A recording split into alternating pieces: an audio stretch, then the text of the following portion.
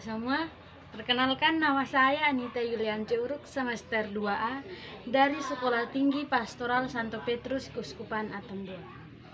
Di pagi hari yang cerah ini, saya akan mempresentasikan tugas saya tentang pengertian katekese dalam kitab suci. Kata katekese ditemukan dalam teks-teks kitab suci. Yang pertama, kata katekese terdapat dalam ayat-ayat kitab suci seperti di dalam Injil Lukas bab 1 ayat 4 adalah kata diajarkan, yang artinya kita dididik dan dibentuk oleh Tuhan dengan sungguh-sungguh.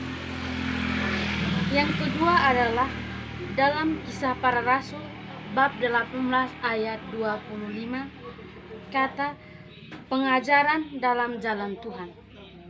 Itu berarti mengajar sesuatu sesuai dengan hal-hal yang sejalan dengan Tuhan. Yang ketiga, dalam Kisah Para Rasul bab 21 ayat 21. Kata-kata katekese yang terdapat dalam kitab ini adalah kata mengajar. Mengajar adalah memberi pengajaran dan pelajaran serta mewartakan sabda Allah. Kata katekese dapat ditemukan dalam Roma bab 2 ayat 18 adalah kata diajarkan, yang berarti kita dididik untuk mengetahui mana yang baik dan mana yang jahat yang tidak ada di dalam ajaran Yesus Kristus. Yang berikut dalam 1 Korintus bab 14 ayat 19 adalah mengajar.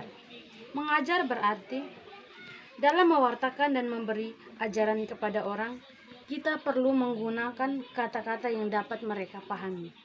Dan yang terakhir adalah dalam Galatia bab 5 ayat 6, yaitu pengajaran.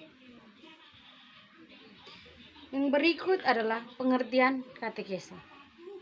Katekese ialah pembinaan semua umat Katolik tentang ajaran Kristen yang disampaikan secara sistematis dengan maksud supaya menghantar umat masuk ke dalam hidup Kristen. Katekese diartikan sebagai pengajar, pendalaman, dan pendidikan iman agar semakin dewasa dalam iman. Katekese juga diartikan sebagai pengajaran bagi para calon baptis. Katekese adalah usaha dari gereja untuk menolong umat agar semakin memahami imannya dalam kehidupan mereka sehari-hari. Dalam pelaksanaan katekese terdapat unsur pengajaran, pewarta, pendidikan, pendalaman, pembinaan, serta pendewasaan. Yang berikut adalah beberapa istilah penting dalam katekese. Yang pertama adalah katekismus. Katekismus adalah buku ajaran iman yang dikeluarkan secara resmi oleh pimpinan gereja. Yang kedua, katekese. Katekese merupakan kegiatan pewartaan sabda Allah kepada seluruh umat Kristen. Yang ketiga, katekumen. Katekumen itu sama halnya dengan calon baptis. Yang keempat, katekumenat, itu masa persiapan calon baptis. Yang kelima, katekis. Katekis itu sama halnya dengan guru agama, yaitu membina iman secara baik dan benar. Kateketik adalah ilmu pendidikan agama atau pembinaan iman. Dan yang terakhir adalah kateketat atau para pakar bidang ilmu kateketik. Sekian pemaparan materi saya. Terima kasih.